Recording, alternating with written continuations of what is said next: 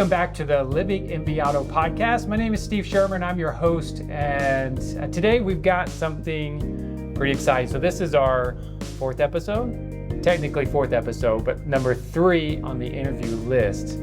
And I've got a good friend from Bogota, Colombia here with us. But before we get into that, I want to pose a question. Okay, and the question is, what happens when a camera becomes more than a tool? Okay, so Julian Gutierrez is our guest, my guest here on this episode, and he is a professional videographer. Is that how you say it? Yep. Videographer. Yep.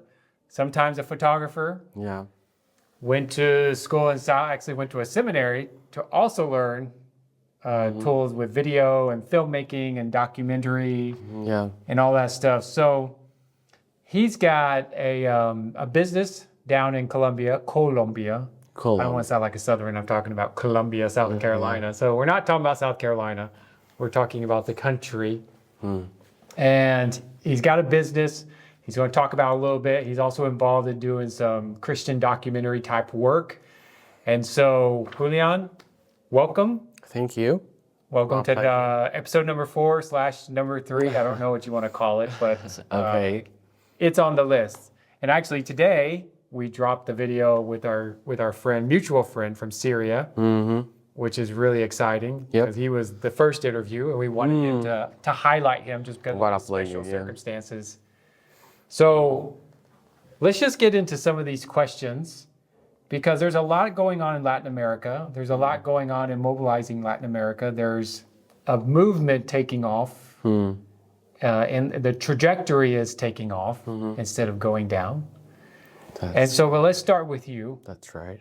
Okay, so I've been to Colombia. I've met your parents. Haven't met your sister in person, but I've met her on Zoom through one of our conversations. Oh, yeah. She was in the background. I remember that. Yeah, she was in Mexico when I was there. So let's just start with you before we get into what's going on in Latin America. So what stirred your hearts to do ministry or let's say global ministry in this case? Like, how did all that get started?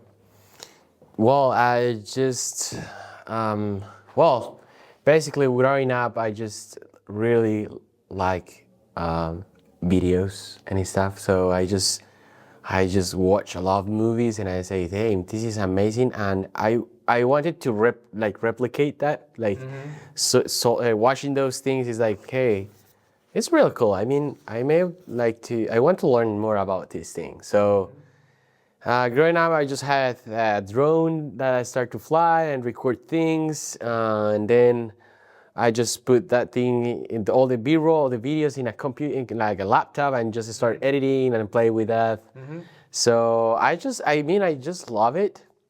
But then I was as well noticed that I start to love theology and, not just love books because I want to learn more because I want to be like a smart guy. No, just because I want to know more about Jesus and who he is.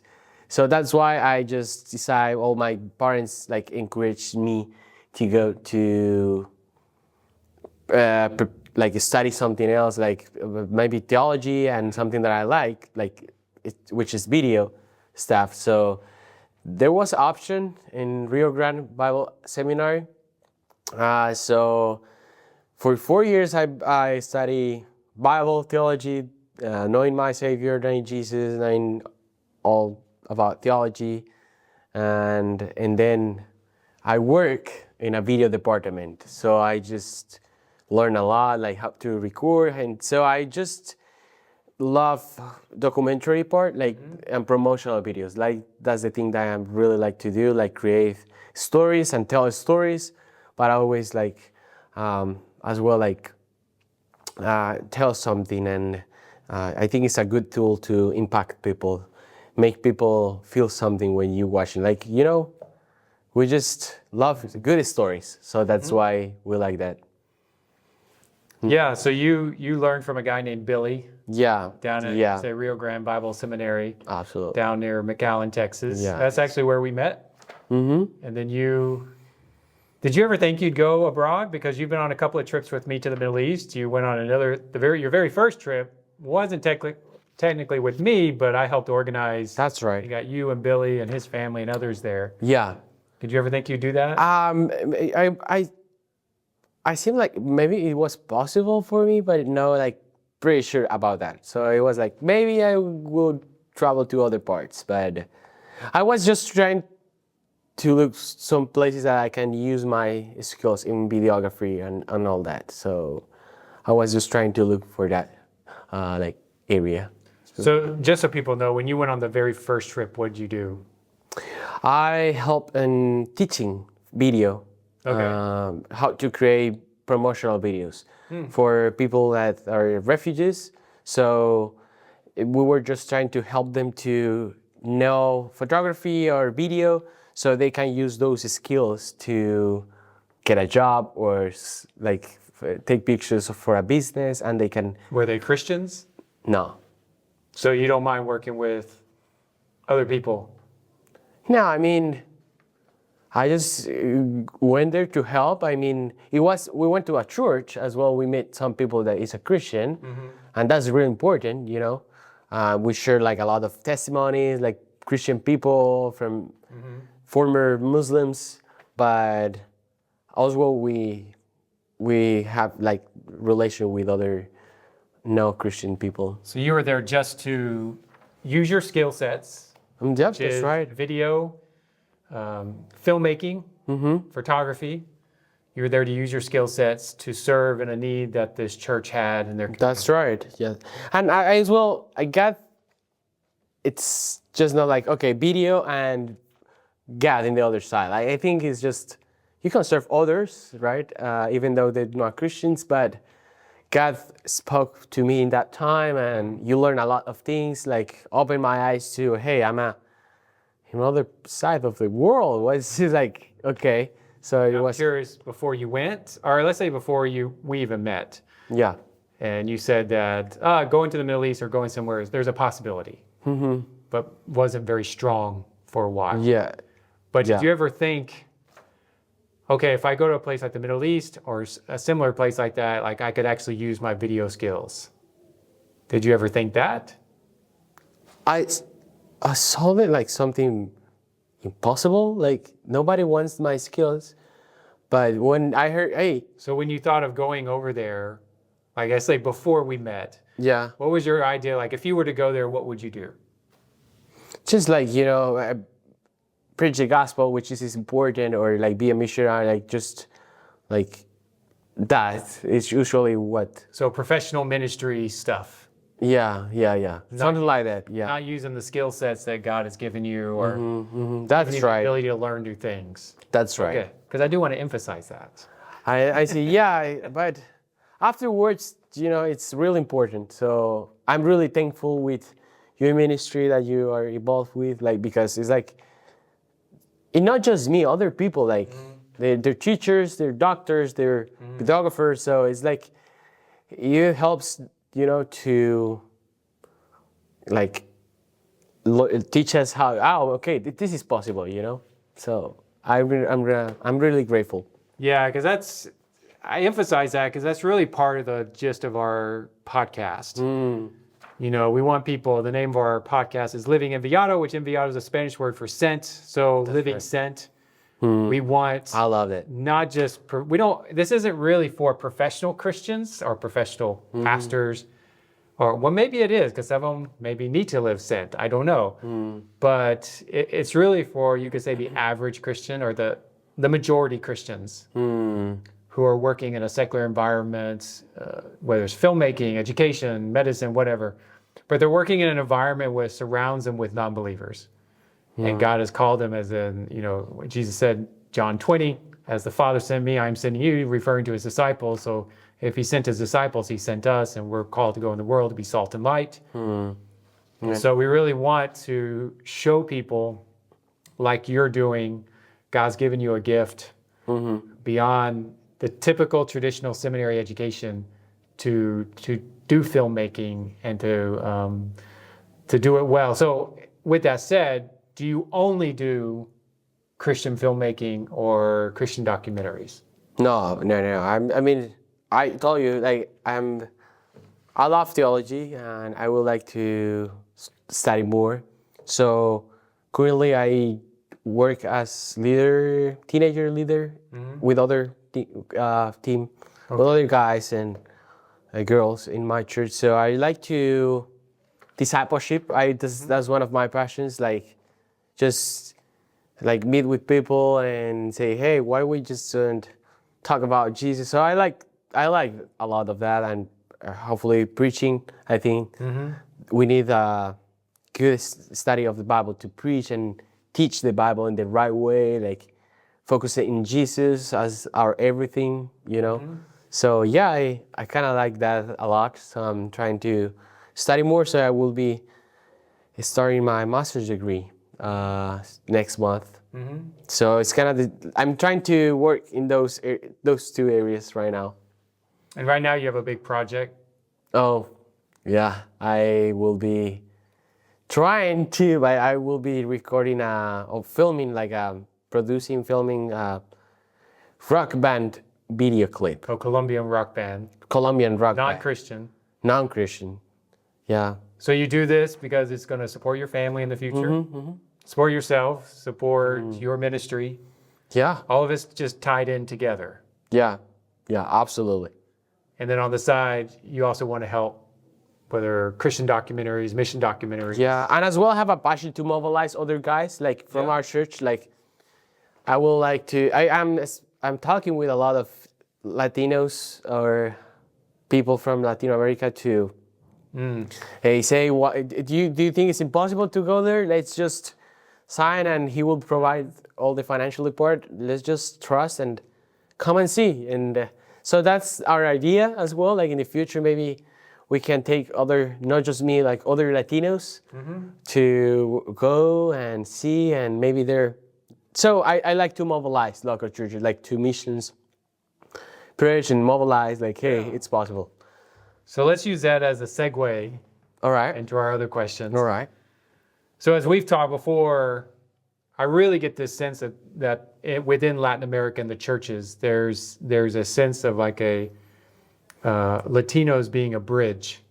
You know, you've got on one side of your culture, it's very communal, very similar to Asia, Africa, Middle East, places like that. On the flip side, you're close enough to the Western countries like North America and Canada that you can have maybe not everyone in Latin America, but many people, and you said it was increasing.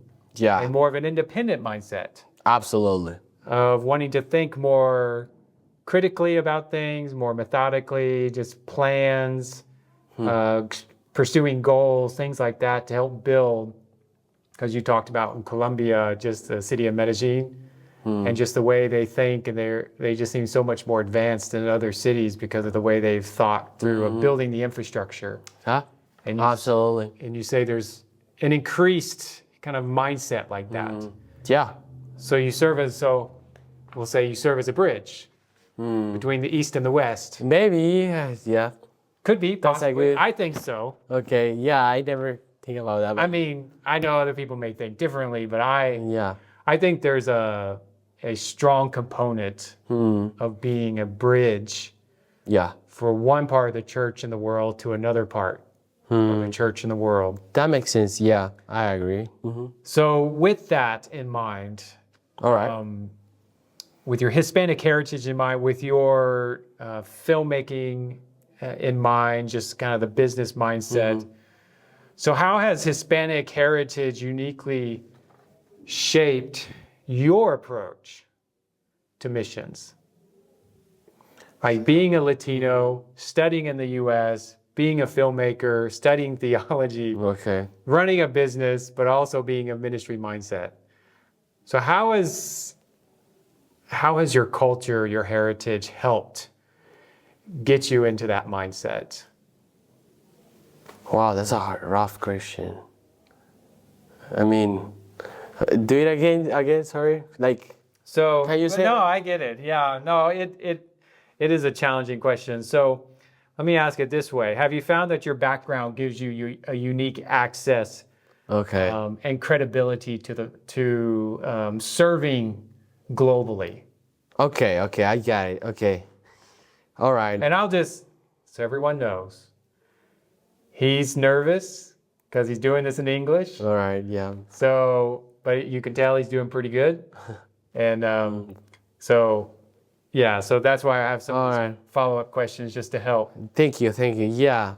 So I think I've been, well, just by grace, I've been, I lived in Texas, so I studied there 4 years, and then got allowed me to work with Americans a lot, like in mission trips, in my work with Billy, and I just David Love. yeah. So I have been learning a lot of Western culture, like a lot, and my dad, or the culture in Colombia, like I told you, is changing a little bit in some great. So I will say it gives to people like that. It gives versatility or something like that to understand cultures. So, as you say, like if a Latino goes to the other side of the world, it can it's like similar, not completely similar, but it in some way is like really close. But I think it's one thing is the gospel. When you're just in the gospel with Jesus, it helps you to understand other cultures, and it's really interesting because Christian Colombian culture is one, and American Christian culture is other one. Speaking the spirituality, like the worldview is different, but when we just work together, we can learn and support together to work and reach the unreached people. Yeah, because so 3 weeks ago, Yeah. you were on a plane back home to Bogota. I was on a plane to England. Yeah, we worked together. Yeah, we were together 3 weeks ago in the morning at the Istanbul airport because we had just come from another country, and we were in the previous country. We were in that restaurant, and some guy came off the street, started speaking Arabic to you because he thought you were from there, or at least from the region. And I had said before, you look like an Arab in many ways until you open your mouth and then oh wait. So we like Latinos has a lot the advantages of we can fit it really easily, like in our facial way, and so it's easy. So what do you believe the Hispanic church brings to global ministry? Well, I will say first, churches in Latin America it's growing. I mean, that's the main thing. When you have a lot of Christians at one point, eventually the Lord is doing something, and the work of God doesn't end in one point. Like just be there in Colombia, or God will keep adding, but as well sending people. So I think the first thing I would say is Latin America is ready to send people, missionaries to the field. Basically, there's this motivation from the gospel, and there is something that is happening in churches in Latin America for good, for not just sent, but as well to like, hey, God is doing something, just teach pastor, let's create more, let's plant more churches, and then send people to other places in the world. So I think number one is that, and as you told, like there is advantages that we have as Latinos, like culturally speaking, we have more closeness with other in the cultures in Asia, Africa, or even in the Middle East. Sure. So and I will say the other one is Latinos just find a way. Sometimes it's hard, but they just find a way to do things. So yeah, I would say those three. Yeah, I mean, when I was in Panama last week, one of the things Yeah. that was interesting to see was just, I don't know how many people were there, 1,600 to 2,000, mostly Latinos, all gathered together at one single conference trying to figure out how to live Sent. And they came from pretty much every country in Central America, South America, North America, even some from Europe had come in, some from serving in Asia had come in to help. Wow, that's impressive. And so, but one of the things I learned there is only 6% of the churches in Hispanic churches globally are actually sending people out. So, but even though it's only 6%, what I also learned, and what seems apparent over the years, is the trajectory of that is going up. So it's not, oh, it's 6% and it has stalled and it's flat or going down. It's actually going up. You've talked many times that it's a new thing for Latin American churches. Yeah, completely new thing. I mean, it's not like it's new for us, completely new. Yeah. So with that said, I mean, we can say that Hispanic churches, globally speaking, are less visible than some other places. Yep. Okay.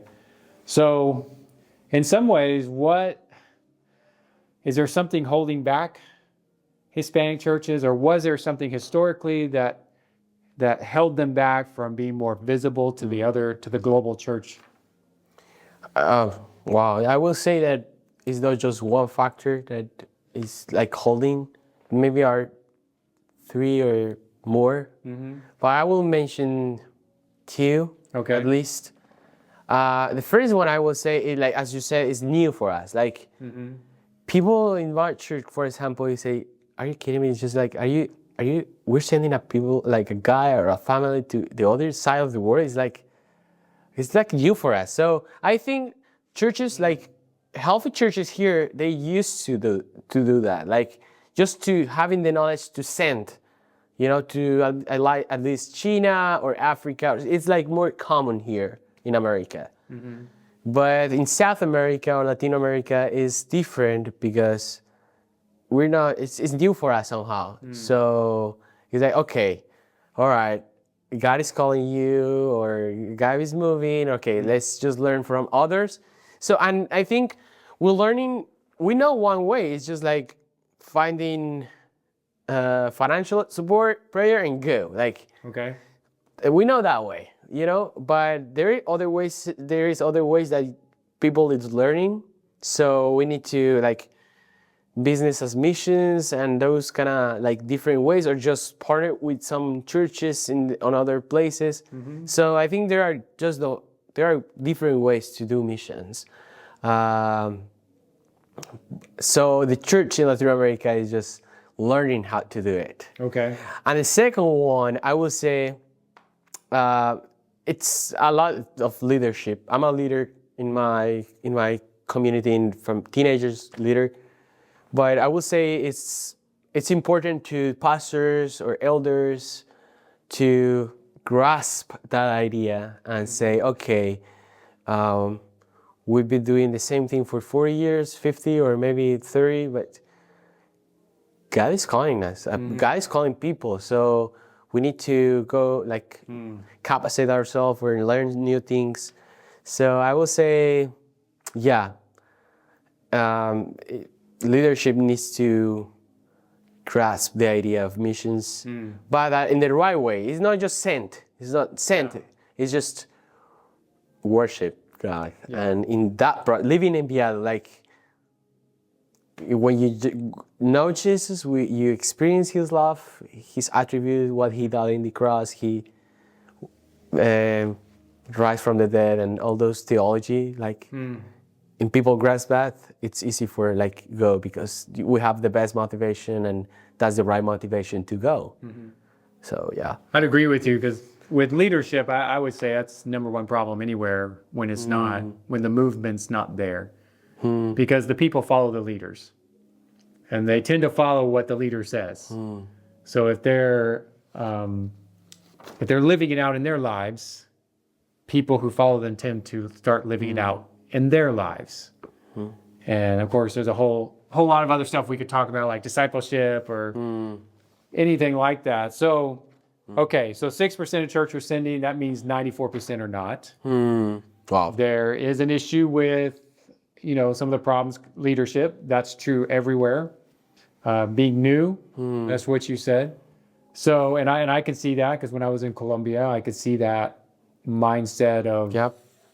oh, we can actually do this. Like, Is that it's even supposed to be the possible? American's job, That's right. not my job. But so let's pretend you're in a room. You got 60 seconds. Oh, wow. Yeah, just 60 seconds. Okay, yeah, That's hard for me. American way, quick, get the task done. All right. So 60 seconds in a room full of fellow Hispanics. They have that mindset, I can't do it, or I'm not from the U.S. I don't have U.S. resources or something like that. So what would you say, what would you want to say to them to help them begin to get involved in global ministry? Rough question, but I would say it's a really good question. Thank you. And I would say, guys, it's from the beginning, everything starts with God and will end with God. And so what I mean by that is just, okay, if you are like loving God, loving Jesus, knowing who He is, who He has done for you, like understanding and grasping the gospel in every area of your life, that will like impact your heart, but as well, God will like use you for something different, something that He can use you in the Middle East, He can use you in Asia, He can use you in your community. So it's not just something like, okay, I believe this and that's it. It's just like, guys, just focusing in worship Him, knowing Him, like loving Him, because that's the main thing in our lives, and then love with the other. But when we understand the gospel, that will like push us to other ways, other parts to serve Him, and still knowing Him more, like why we are doing missions, why we are serving our community, why we are like loving Him, will be understanding more about Him. That's amazing.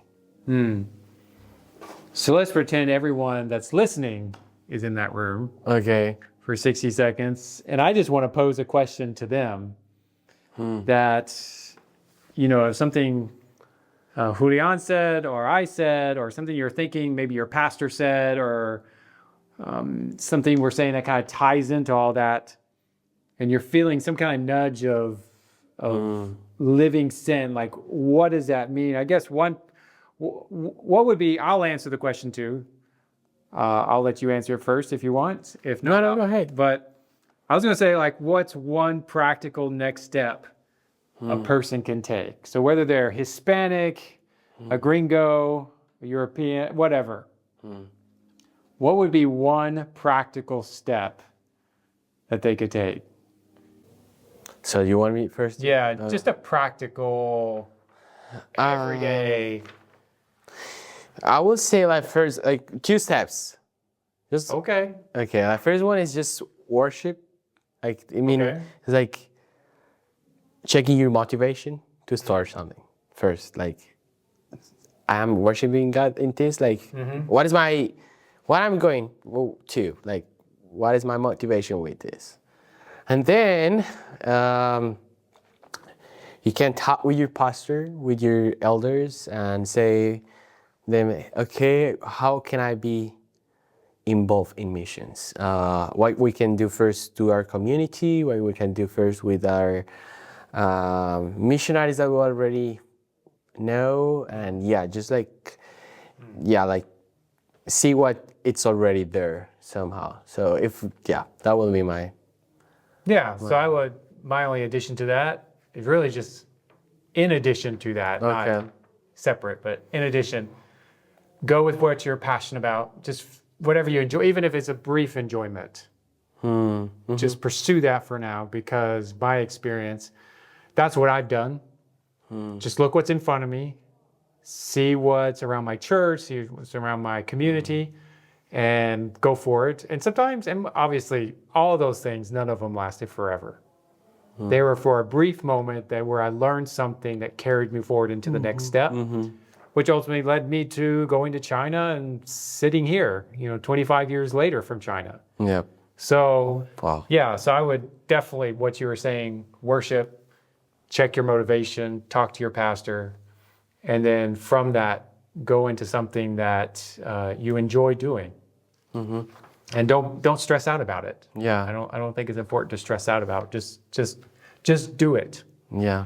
I don't know if that's a slogan that's copyright or not, but hey, Nike. Well, we're not promoting Nike. We're just all right. So just so for everyone knows, like if you want to connect with Julian, especially in the work that he's doing with filmmaking and documentaries and things like that, we're going to put his Instagram page in the show notes so you can connect with him that way. You can see what he's doing, where he's at in the world. Sometimes he's like he just recently was traveling with me, but just follow him. If you have things you want done, whether it be for Christian ministry or not, I highly recommend him. He's done stuff for me, so he gets my thumbs up. And just as a continuation of what he's talking about with the way God used him and how God equipped him and the passions and desires that he gave him with filmmaking, I would just challenge you to think of your story, like he was talking about stories. Think of your story in that way. Look at it as, how can God use my story where I'm at, with what I've got, with the passions I have and the skills I have, whether they're ministry skills or not, and just know that God can use them. He will use them because as the Bible says, like I always like to say this, pastor's job is not there to do ministry. His job is to equip people to do ministry. People in the pews, their job is to do ministry. I mean, I'm generalizing it. Obviously, pastors got to do some, but his job is to train the people in the seats, so the people in the seats can leave and go into the community. That's right. Yep. And so the people in the seats are not professional pastors. That's not what God designed to reach the whole world with. He designed it to reach the world with everyone. So just in closing, a closing statement, if you found anything of value in this episode, especially with what Julian was saying about his work as a filmmaker and just how it relates to his ministry and living sent, I would just encourage you to share this with other people, send it to your friends and families to listen to. Don't forget to subscribe, I guess with Spotify or YouTube or wherever you're watching us, and we'll see you next week.